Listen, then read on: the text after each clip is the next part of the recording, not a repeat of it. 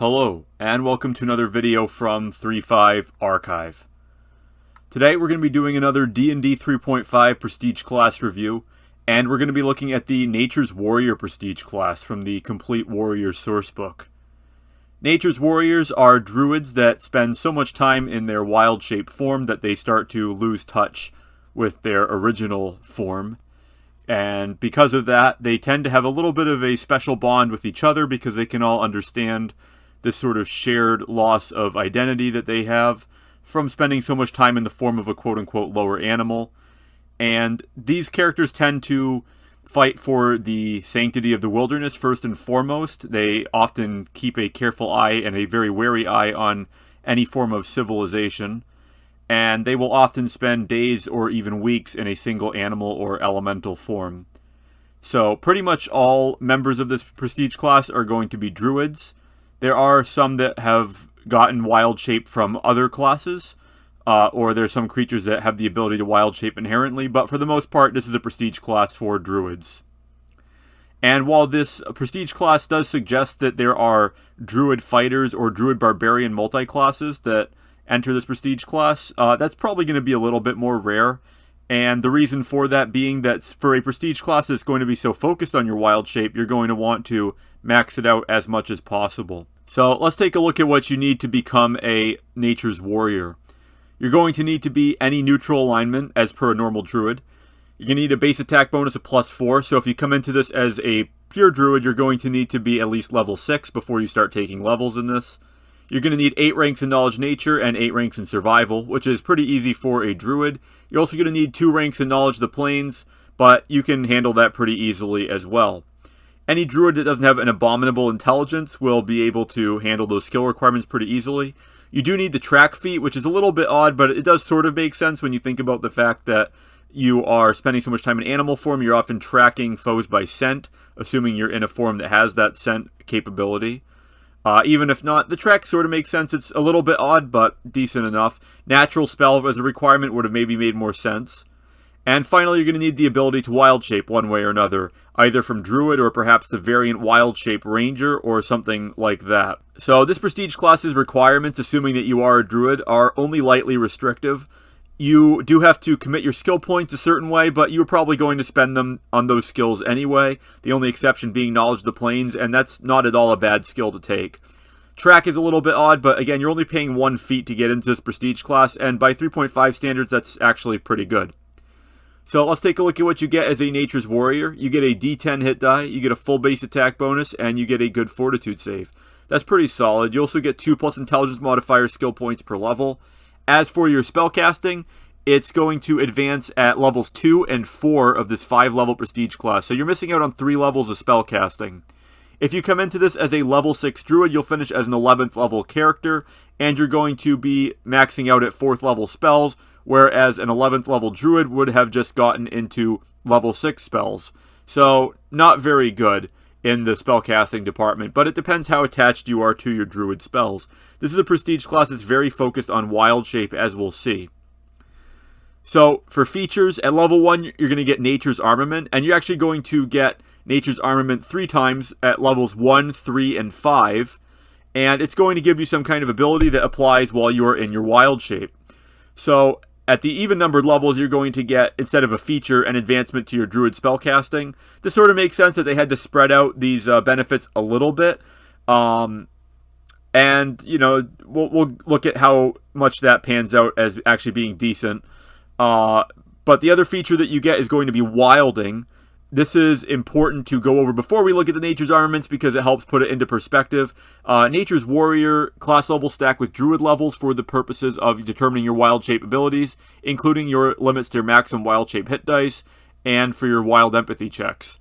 It also will improve your ability to take on different forms, such as large-sized and tiny-sized creatures, and contribute towards eventually getting your elemental shapes as well. This is really important because the biggest downside of a wild shape based prestige class would be not advancing your wild shape, and there are some prestige classes that have issues with this. While they will give other abilities to enhance your wild shape, they won't improve that basic progression that really makes it worth it, so oftentimes you're just better off taking more druid levels.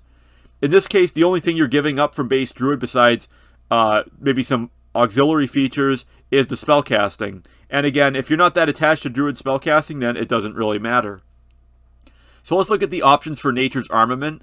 There are 1, 2, 3, 4, 5, 6, 7, 8, 9, 10 different options. So you have a lot to pick from. You're going to get to choose 3 of these as you go through the Prestige class, unless you can convince your Dungeon Master to extend it farther for some reason.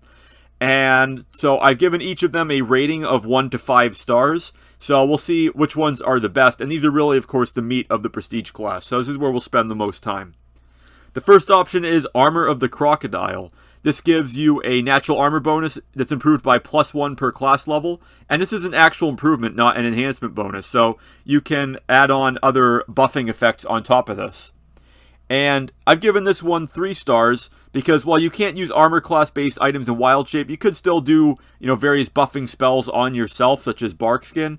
And while your armor class is going to be less and less relevant as you level up, especially being unable to apply your armor class enhancing items to it, you still get more armor class, and that is always good.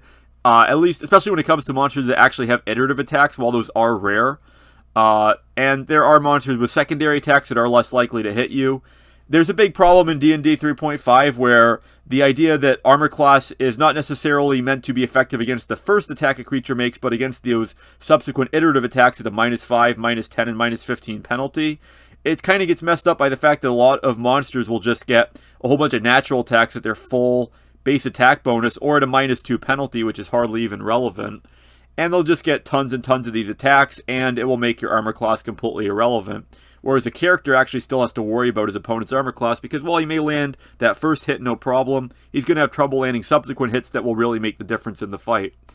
So, after that brief tangent there, Armor of the Crocodile gets 3 stars. It's not excellent, but it's a solid choice, and if you are still in the early phases of a campaign, the mid-levels, that is where your armor class is still somewhat relevant, this can be a good choice. At 11th level, a +5 to armor class is still somewhat relevant.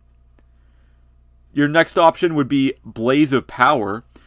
This is going to work while you're in fire elemental form, so you have to wait till you're higher level, but you are covered in a Blaze of Power, which functions as a warm fire shield at a caster level equal to your druid level plus your nature's warrior level. So essentially your character level most likely. And this is where the suggestion for a multi-class fighter druid or barbarian druid makes even less sense, because again, you really want to be maxing out your progression in wild shape and in some of these abilities.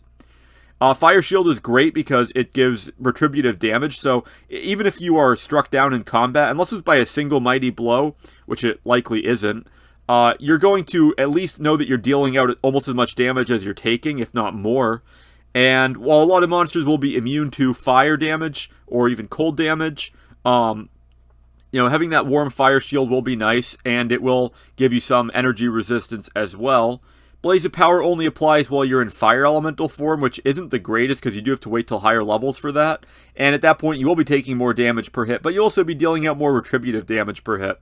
I gave this one 5 stars, as I think that despite being not useful in some cases when there's a lot of enemies that are going to be immune to the damage, it is still really solid. And again, you're not going to have as good of an armor class in wild shape form, so being able to do something with the fact that you're taking damage from your enemy's attacks every round will be pretty solid.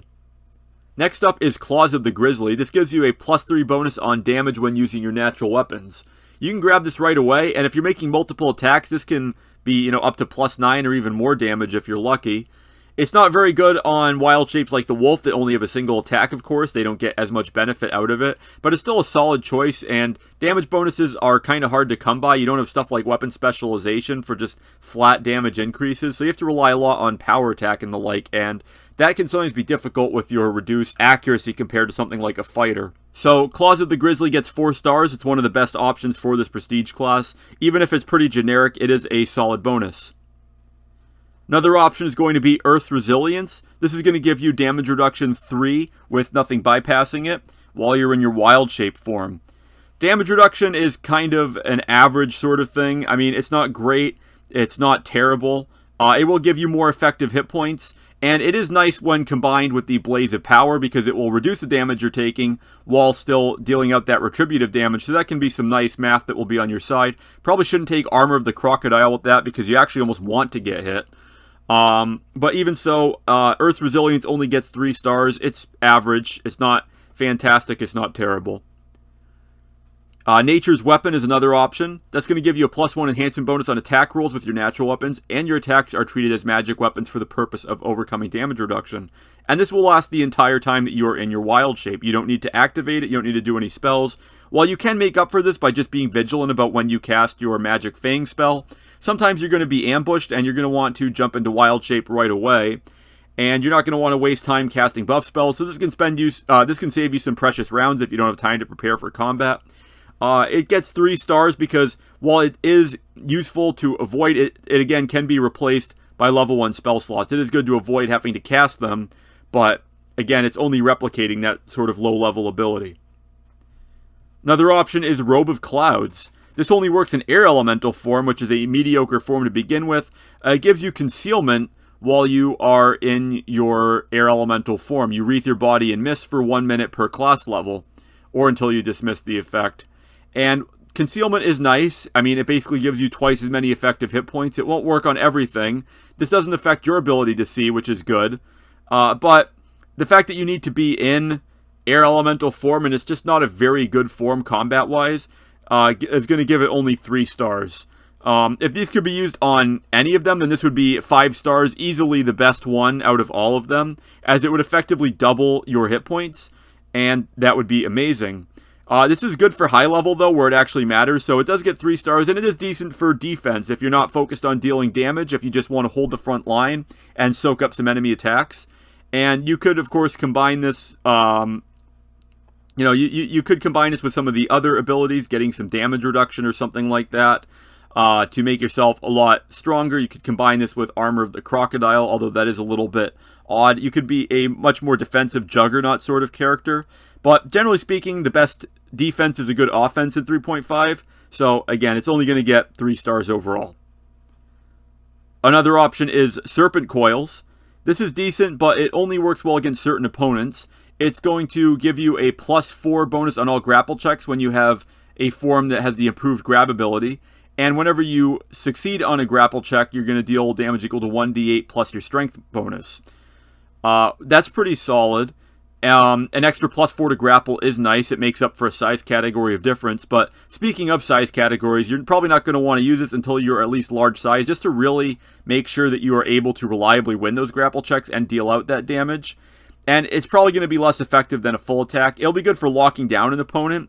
So it's going to get 3 stars overall. Arguably in the right hands, it could be 4 or even potentially 5 stars, as grapple lockdown builds can be really excellent. And yeah, you're not going to be able to use it on monsters as much the higher level you go. But you still will be able to use it in a lot of situations. And especially when you're up against something like a spellcaster, it's actually casting spells, it can be a great option there. But overall, I'm going to give it 3 stars just because odds are you're not going to be spec'd into this as a druid right off the bat. And even if you do plan ahead for it, it's not that fantastic. It is pretty solid, though. Next up is Water's Flow. You must be able to use Wild Shape to take the form of an elemental, so you have to wait till higher level for this. And then 3 times per day as part of a move action, you can transform your body into a flowing rush of water. You don't have to be in your Wild Shape form to do this. You can just kind of turn into water and flow around at your base land speed, and you don't provoke any attacks of opportunity while doing so. So it's basically a free move at your full speed without, triggering any attacks of opportunity.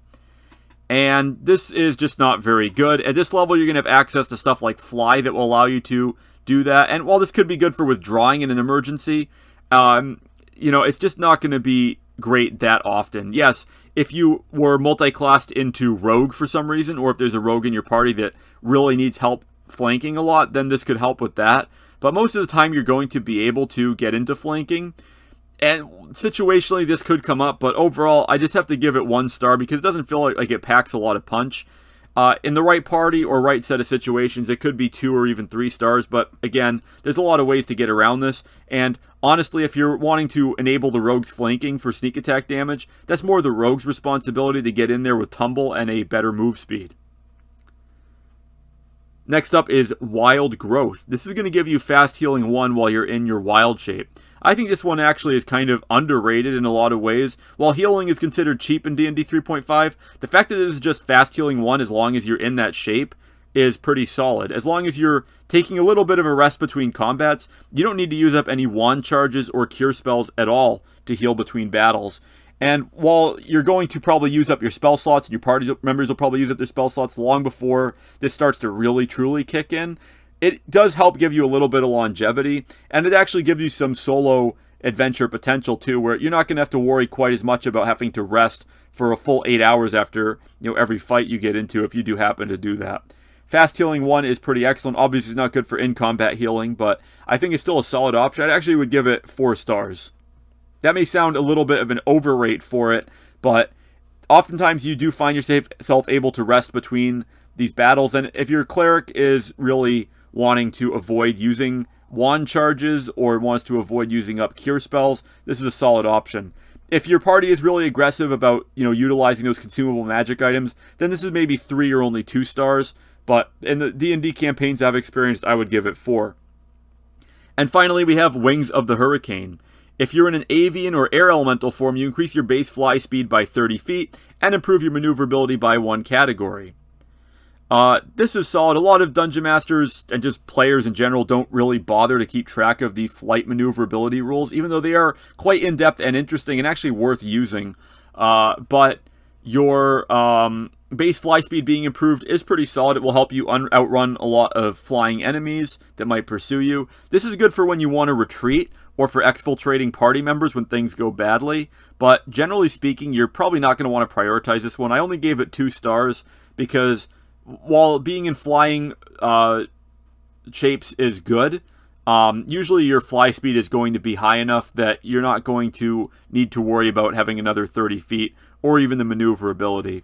So this is a good one for some circumstances, but overall, if you take this one, you're probably going to be disappointed looking at the other ones you could have taken instead. So overall, the Nature's Warrior is a good alternative to continued Druid spellcasting advancement and just the normal Druid progression in general. And while, yes, spellcasting is king in 3.5, giving up 3 levels of spellcasting for some of these awesome abilities to focus on your wild shape isn't a bad idea. You are missing out on some higher level buff spells, but these features are on almost all the time while you're in your wild shape. You don't need to consume actions to cast them. So if you're in the sort of campaign where you get ambushed a lot, which I certainly understand, or when you just have random encounters that show up on you with very little warning, then this can be a very good prestige class. And again, if you do spend a lot of time fighting in wild shape, which you probably should be as a druid, and you're not too attached to those higher level spells, this is a pretty solid alternative. It's not a power upgrade necessarily. I wouldn't even necessarily call it a side grade. It's just a different type of character, and it's perfectly functional, and you're going to find that you're going to enjoy a lot of the various buffs that you get out of it. This is good for a fighter that wants to replace the frontline fighter in combat. I say that genuinely. Stuff like Blaze of Power and Claws of the Grizzly and Earth's Resilience will give you a lot of that frontline staying power and damage dealing potential, and combined with some carefully chosen buff spells, you can definitely replace the party fighter as a frontliner. I'm going to give the Nature's Warrior 3 stars for concept and 3 stars for execution, arguably 3.5. Not quite 4 because it's not a direct power upgrade, and it's not really fantastic with the abilities that it gives you, but it is a solid option and definitely worth considering for a druid that likes spending a lot of time in wild shape. So that'll be about it for this D&D 3.5 Prestige class review. Please like, share, comment, subscribe, and so on. Thanks for watching, and I will see you next time here on 3.5 Archive.